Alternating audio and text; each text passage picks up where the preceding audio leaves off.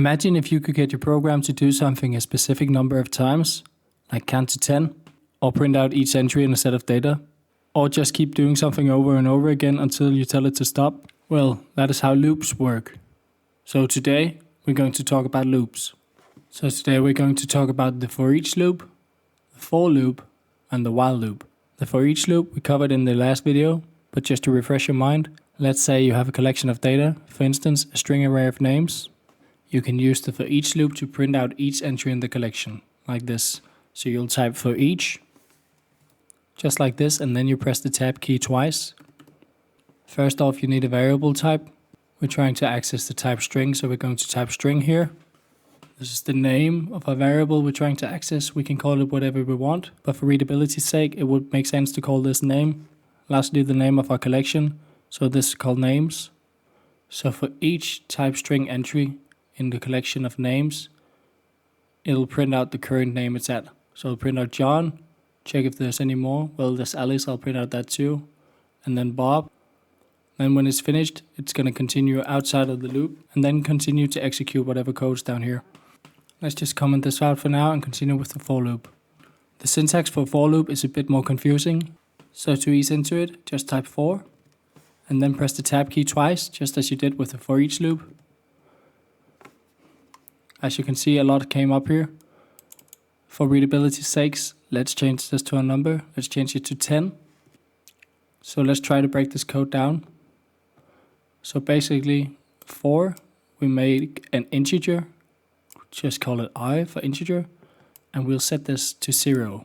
So we have an int called I, and we've set this to 0. So the loop will check, is I less than 10? Well, right now it is, because it's currently at 0. Then it will execute whatever code's here. Say we wanted to print the value of I.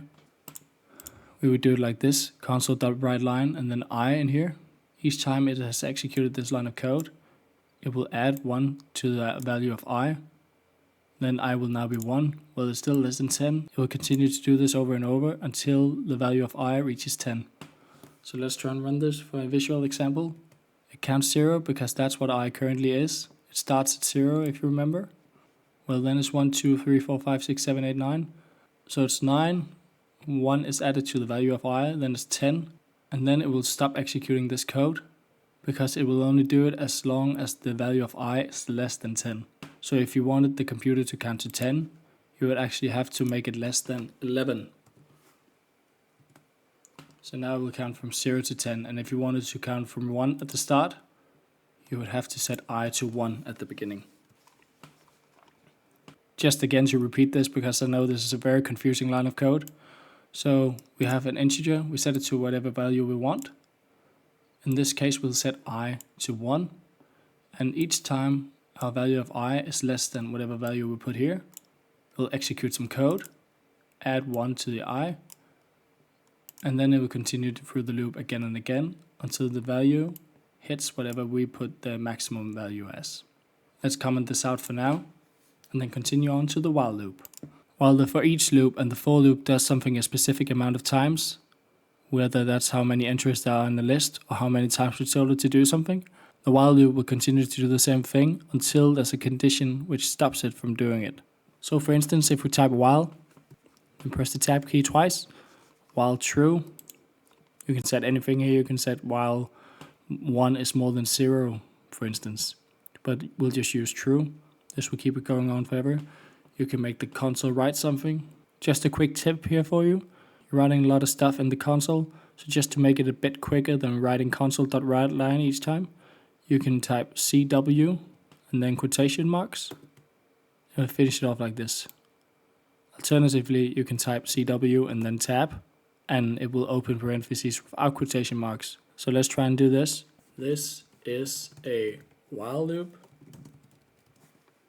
If we run this, you can see it's just going on forever. Just look at the bar here. It's going on forever until I stop the program or until this condition changes. While loops could, for instance, be used in game loops.